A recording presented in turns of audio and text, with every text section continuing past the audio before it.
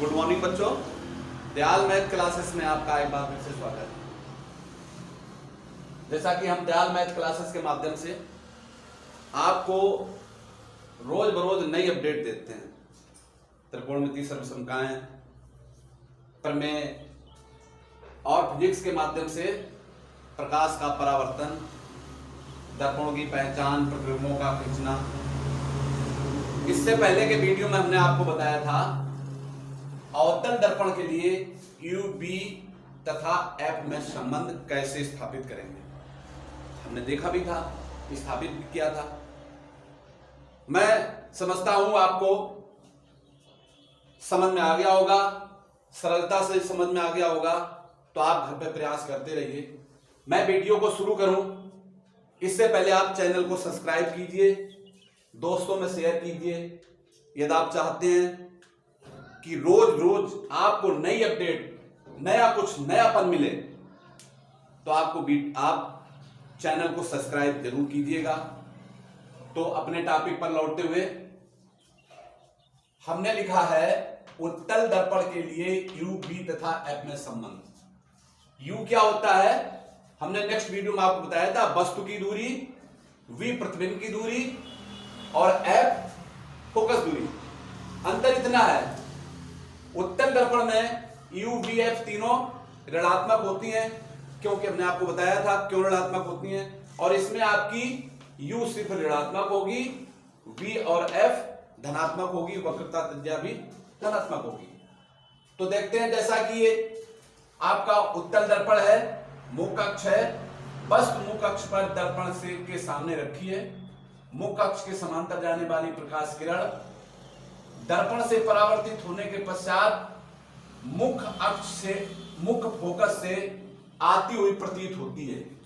आती नहीं है, क्योंकि ये तो पारदर्शी माध्यम है, उधर किरण जा ही नहीं सकती। लेकिन लगता है जब ये परावर्तित होकर इधर चली गई, हम बैक करके इसको मिलाएंगे तो हमको यही लगेगा कि ये फोकस से आ रही है। दूसरी प्रकाश किरण जो कि वक्रता केंद्र की ओर जा रही है। तो नियम में हमने पढ़ा था, वक्रता केंद्र की ओर जाने वाली प्रकाश किरण दर्पण से परावर्तित होने के पश्चात उसी रास्ते पर वापस लौट जाती है।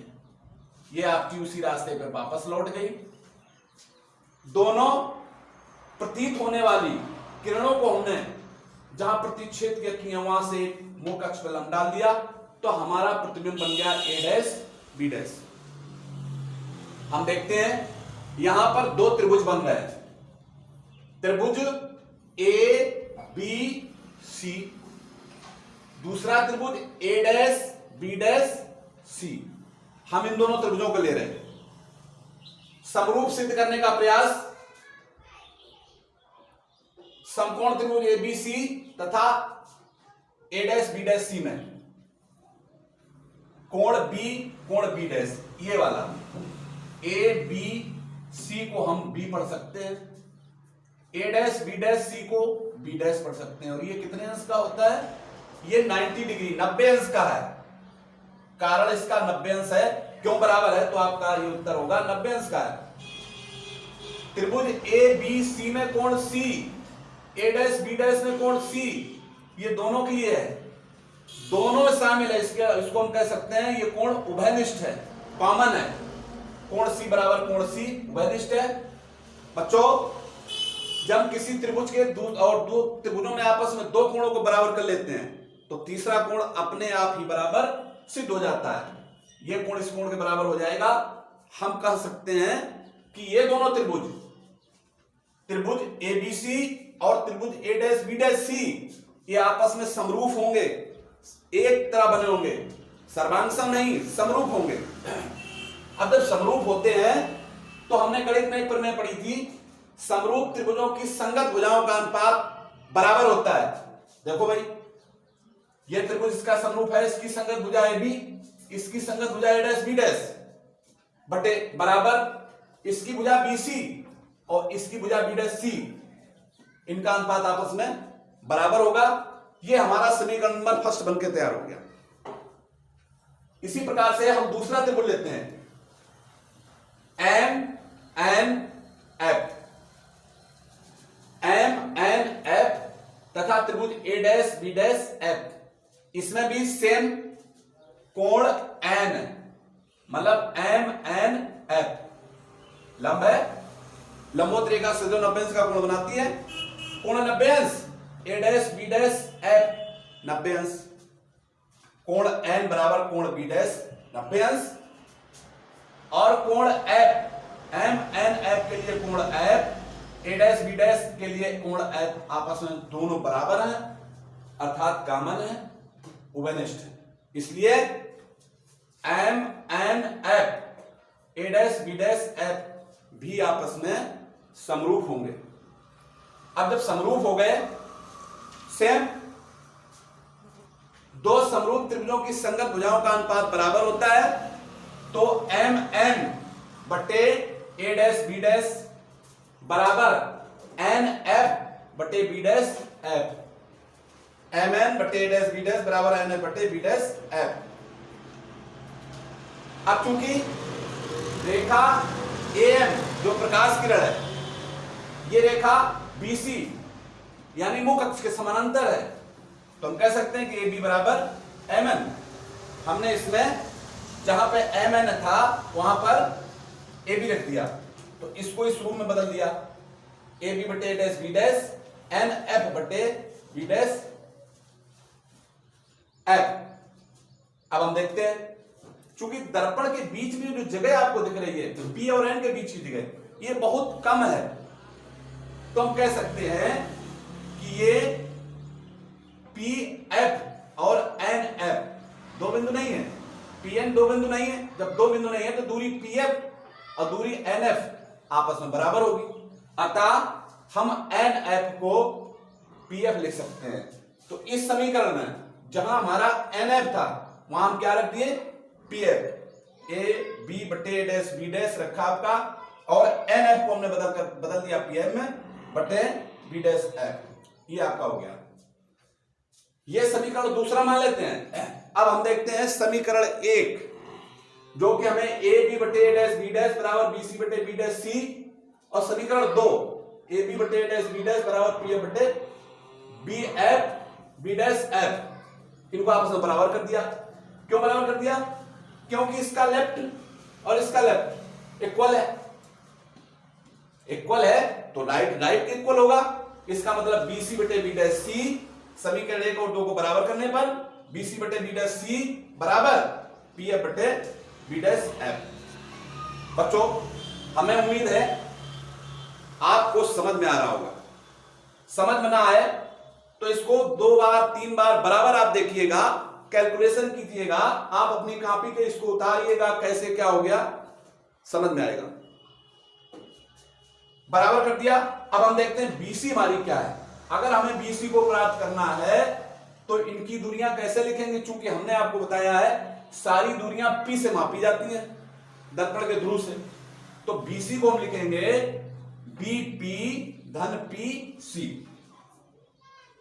और बी डैश सी क्या है, बी डैश सी हमने बताया पी से मापेंगे, तो अगर पी से हम पी बी डैश घटा दें, बी डैश सी मिल गई, पी एफ हमारा पी एफ ही है, पी से एफ, और बी डैश एफ ये दूरी, पी एफ से हम पी बी डैश घटा दें तो हमको बी डैश एफ प्राप्त हो जाएगा। लग दिया। हम डेरिवेशन करने से पहले इन सारी मानों के, इन सारी नापों के मान रख चुके हैं आपको। देखें जरा, बीपी क्या है, वस्तु की दूरी कितना है माइनस यू, पीसी क्या है वक्रता त्रिज्या 2f, वक्रता त्रिज्या r, ये रखिए। पीसी क्या है, फिर वक्रता त्रिज्या है, ये याद रख दिया, minus minus P B dash प्रतिबिंब की दूरी है, पी बी डैश कहां है, ये माइनस का v रख दिया।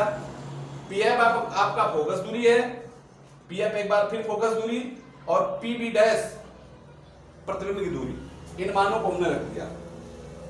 इसके आगे r के मान पहले हमने रखे, तो माइनस का u ऐसे रख दिया, धन का r था, r बराबर होता है 2f, 2f रख दिया। नीचे फिर आ रहा है तो 2f माइनस b माइनस बराबर f f b minus f, हम इसको आगे जारी रखें, इसको आगे बढ़ाएं। इसके पहले आप चैनल को सब्सक्राइब कीजिए, चैनल को सब्सक्राइब करिए और वीडियो को देखते रहिए बराबर, अंत तक देखिएगा, बीच में इसको कट नहीं करना है आपको। देखिए तिरछा गुणा करते हैं, आप गणित के छात्र हैं तो गणित में तो सब पढ़ाया जाता है। तिरछा गुणा कैसे करेंगे? f माइनस बी का गुणा माइनस यू प्लस 2f में करेंगे और 2f माइनस बी का गुणा f में करेंगे।